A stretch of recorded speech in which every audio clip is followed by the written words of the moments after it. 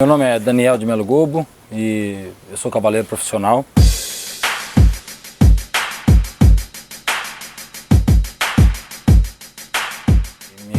Minha história com o esporte começou aos 9 anos de idade, quando meu pai procurava um esporte olímpico para os filhos. E ele, como militar, optou pelo hipismo, né? Comecei nas categorias de baixo lá, comecei devagarinho, como toda criança. E aos 16 anos me mudei para Belo Horizonte para me profissionalizar. E daí para frente não parei mais, né? Só evoluindo. Hoje eu sou veterinário e tenho aí uma bagagem boa no esporte, né? Quando eu cheguei em Rio Preto aqui em 1998, 99, eu fazia faculdade e descobri o hipismo no ano de 2002. Já existia uma hípica, existiam duas hípicas, uma começando e uma hípica mais avançada aqui em Rio Preto. E eu havia parado por alguns anos para poder fazer a faculdade. E como eu vim fazer a faculdade em Rio Preto, eu não imaginava que aqui fosse ter hipismo. Então eu não dei sequência ao esporte, né? E aí quando eu descobri que existia duas hípicas aqui, a gente reativou todo o processo. E eu abri uma hípica pequena, e que hoje é uma das maiores hípicas do interior do estado, com grandes títulos. A gente acaba de ser campeão brasileiro, tem um cavaleiro, uma amazona aí disputando o campeonato sul-americano. E estamos sempre na ponta aí, com bastante concorrente e muito vitoriosos, né? O hipismo é dividido em 3 categorias, né? O esporte, existem 3 dissidências do esporte, que é o adestramento, onde é julgado a obediência do cavalo e a sutileza do cavaleiro quando ele dá ordem para o cavalo exercitar a gente chama de reprises, né? De manobras. O CCE, que é um conjunto de 3 provas, que é o salto, o adestramento e o cross, que é uma prova que simula as provas de caça da Inglaterra antiga, e o salto. O salto é o esporte olímpico mais famoso, aqui pelo menos no Brasil, e que tem aí um grande investimento mundial com os cavalos e os cavaleiros. O hipismo não restringe o cara pelo peso, o praticante pela idade ou pelo tamanho, não. Óbvio que os extremos atrapalham, né? Mas os pré-requisitos para você praticar o esporte, primeiro, é gostar muito de cavalo, porque esses animais são muito dependentes da gente aí para a sua alimentação, para o seu cuidado e para a sua capacidade atlética.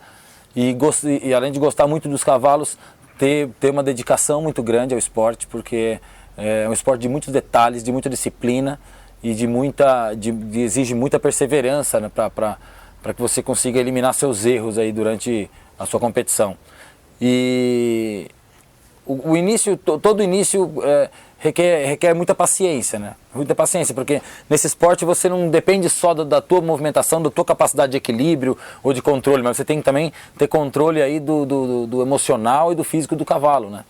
Então, depois que você passou por essa fase de confiança, que você adquire autoconfiança e conquista a confiança do cavalo, os horizontes são enormes, né? Para você começar a praticar o esporte hoje, o que você precisa basicamente é de uma bota, né, e um culote e um capacete, que são equipamentos que são de uso pessoal e de proteção, que vão facilitar a tua movimentação em cima da sela, que vão fazer com que o esporte fique mais fácil e mais seguro para você.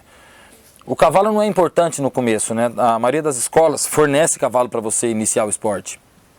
Depois, conforme você começa a competir, vai saltando mais alto, é necessário que você tenha o seu cavalo, para que o cavalo não seja super exigido, sendo usado por outras pessoas, né? E cada cavalo precisa se acostumar com o seu cavaleiro para esse esforço mais elevado. Esses animais existem os cavalos, a gente chama de cavalos de escola, que são os cavalos que ensinam as crianças a montar e cuidam das crianças pequenininhas.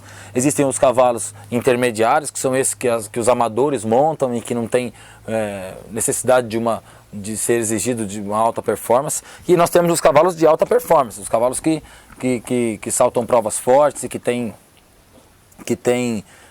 um esforço muito exigido. E esses cavalos têm uma alimentação super controlada, a maioria deles aí faz massagem, trabalha com crioterapia, ducha, gelo após o trabalho, após o esforço. E a alimentação deles é muito regrada, com horário, com quantidade e com controle dos nutrientes, né? Tudo no cavalo é muito controlado, como nível calórico e proteínas, etc. É um ditado conhecido no hipismo que diz que do resultado final de uma competição, 70% é o cavalo, 30% é o cavaleiro.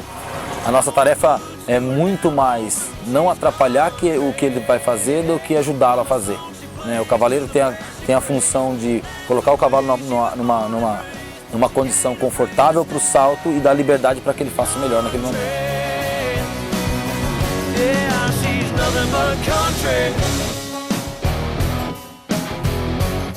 It's all about the country.